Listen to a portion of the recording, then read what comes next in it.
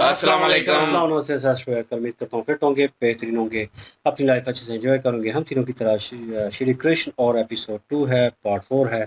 Like share subscribe कर दें। Straight चलते हैं वीडियो की तरफ। इनका नाम है राणा मोहम्मद अली। मोहम्मद समीर खोखर। अली सकलानी पार्स हो गए। Let's start.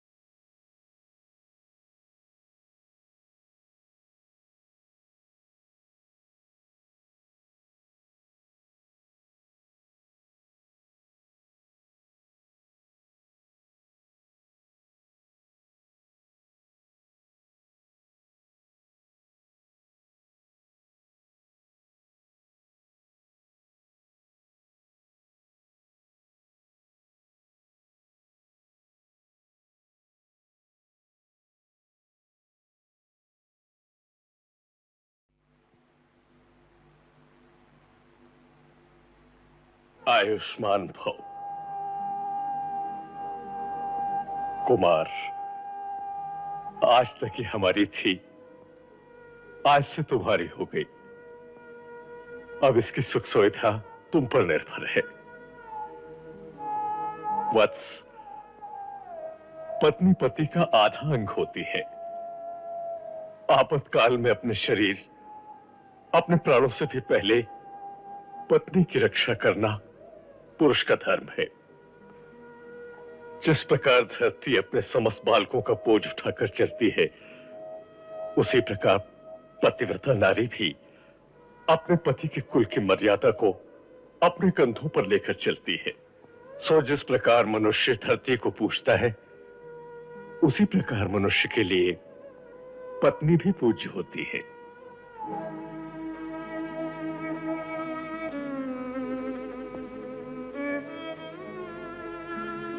सदा सुखी रहो। कुमार वसुदेव, देव की मेरी सबसे प्यारी बहन है।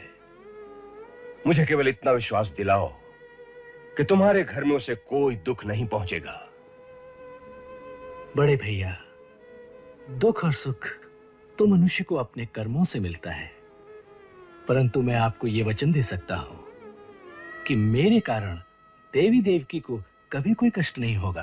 कुमार, तुम सत्यवादी हो, इसीलिए तुम्हारे वचन पर मैं विश्वास करता हूं।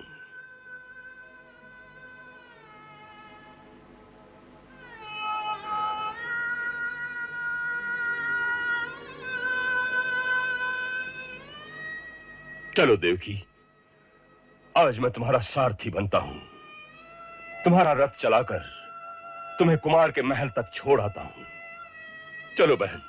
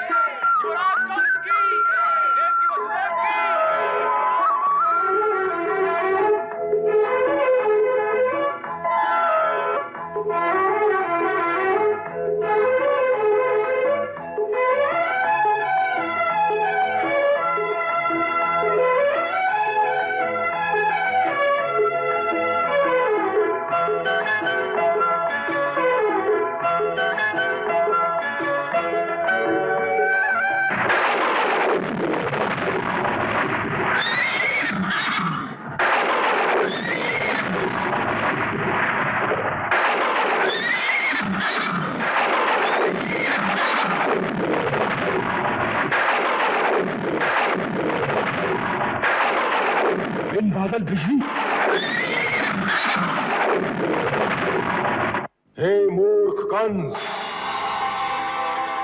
हे मूर्ख कंस, हे मूर्ख कंस। कौन है हमें इस प्रकार संबोधन करने वाला?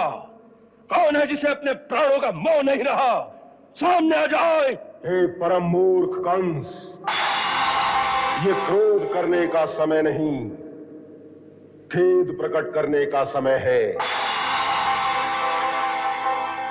तू अपने भाग्य में अपने हाथों आग लगाने जा रहा है। हे मूर्ख, जिसे तू इतनी प्रसन्नता से रथ में बिठा कर ले जा रहा है, उसी देवकी के 8वें गर्भ की संतान तुझे मार डालेगी।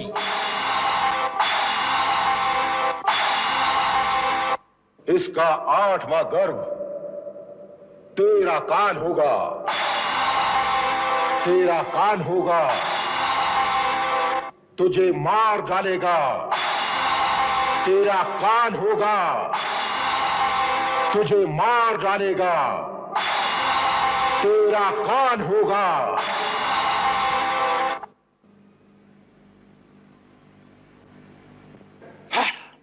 मेरा काल मुझे मार डालेगा? देवकी का अष्टम गर्भ मुझे मार डालेगा? हाँ, देवता भी जिसकी पदचाप सुनकर थर्राने लगते हैं, उस कंस को देवकी की 8वीं संतान मार डालेगी।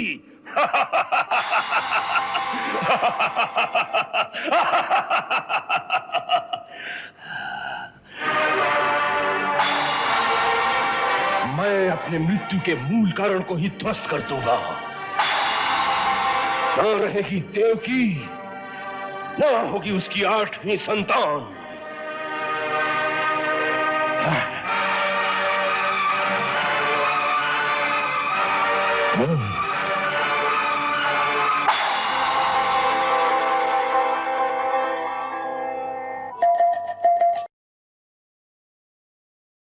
जी, यहाँ पे स्टोरी थोड़ी सी आगे जो है वो देखने को मिली है और क्या लेके रुखसती जो है वो हो रही है। देवकी जी जो हैं और कुमार क्या नाम है इनका, वासुदेव।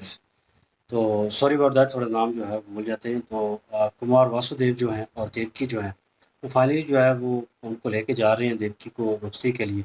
और जो है मुलाकात हुई है उनसे, उनके बड़ों से कह लें, और वो एक किस्म का आशीर्वाद और उनको रहन सहन का जो है वो बता रहे हैं।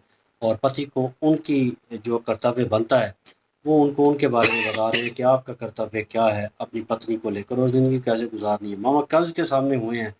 कंस जो है वो इस वक्त तो बड़ा प्यार जता रहा है और उन्होंने कहा कि मुझे वचन दो इस चीज़ का कि तुम जो है मेरी बहन को वहाँ पे खुश रखोगे और कोई भी इसे आँच नहीं आने दोगे।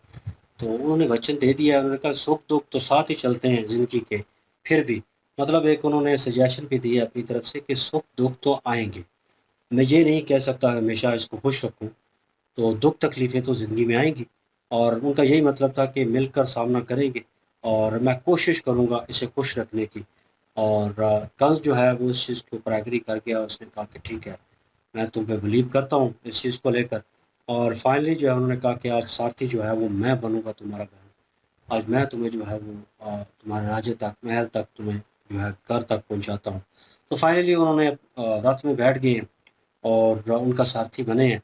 उनको बिठाया है बड़े प्यार मोहब्बत से। और वो कह लें कि जो भाई के हृदय में प्यार मोहब्बत होती है अपनी बहन को लेकर, और वो रुखसती का टाइम और वो फीलिंग जो है वो आ रही है क्योंकि बड़ा पोलाइट वे में वो नज़र आ रहा है। वो राक्षस किस्म का जो है वो इंसान है और वो कह लें कि उसमें वो भावनाएं जो हैं वो पाई जाती हैं और दूसरे लोगों के विरुद्ध।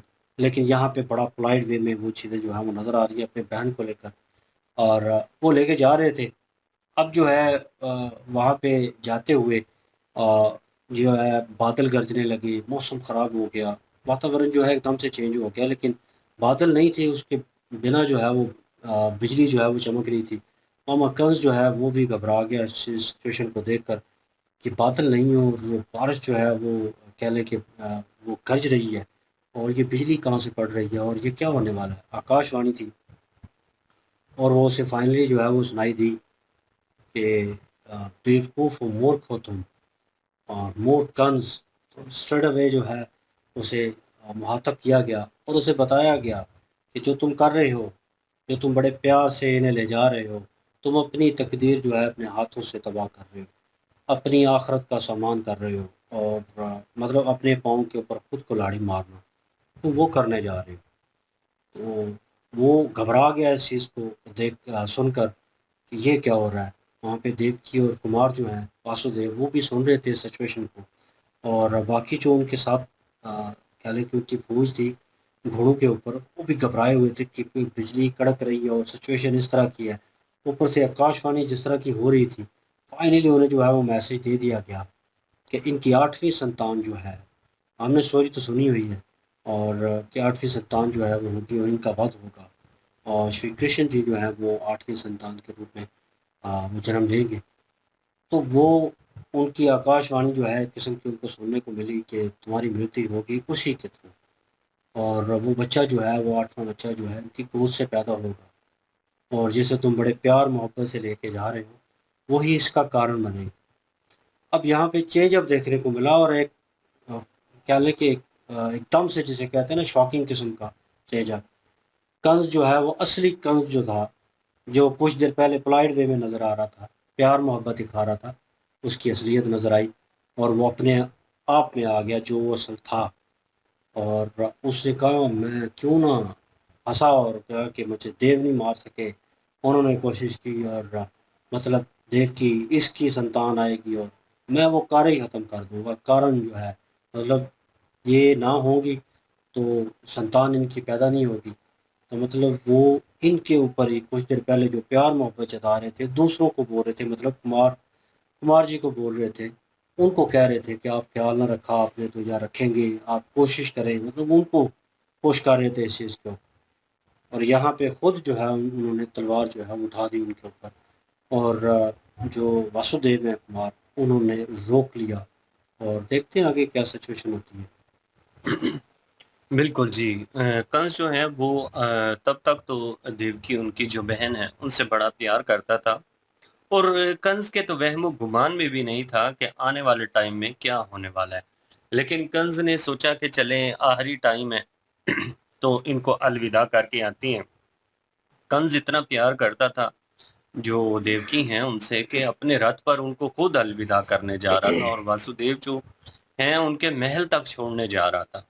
लेकिन जब वो आधे रास्ते में पहुंचा है तो आकाशवाणी हुई, और आकाशवाणी में चेतावनी दी गई है कंस को बताया गया है कि ये देवकी जिनको तुम छोड़ने जा रहे हो, इनका 8वां गर्भ जो है, उनसे 8वें गर्भ में से जो इनके संतान होगी वही तुम्हारे काल का सबब बनेगी। अब वो देवकी जो है उन्हीं को खत्म कर देना चाहता है कि ना देवकी रहेंगी, ना उनके संतान होगी, और ना कभी कंस की मृत्यु होगी। लेकिन ये तो कंस की बहुत बड़ी गलतफहमी है एक, क्योंकि हर पापी को लगता है कि वो जो है ना पापों से बचने के लिए कोई भी समाधान कर सकता है। लेकिन जिसने जो पाप किए होते हैं ना, वो चाहे कितना ही बचने का प्रयास कर ले, लेकिन उस कारण को भी खत्म नहीं कर सकता, और उसे दंड एक टाइम तो अवश्य मिलता ही मिलता है। ओपिनियन तो मेरा वही है, लेकिन मुझे एक सवाल आ रहा है मेरे जहन में कि आकाशवाणी मतलब कि किसने की है ये आकाशवाणी? आकाशवाणी मेरे ख्याल में ये काल की तरफ से है, हाँ। जो उसका काल है ना उसकी तरफ से, क्योंकि हम्म, काल ही वो आया था ना वही। इनके पास, हाँ राजा बिल्कुल। प्रतीक्षित जो है उनके पास।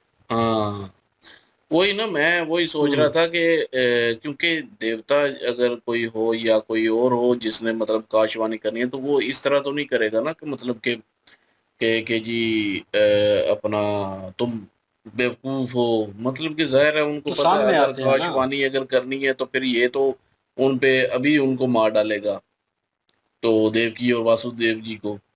तो इसलिए जो है वो जाहिर है ये काल ने की है।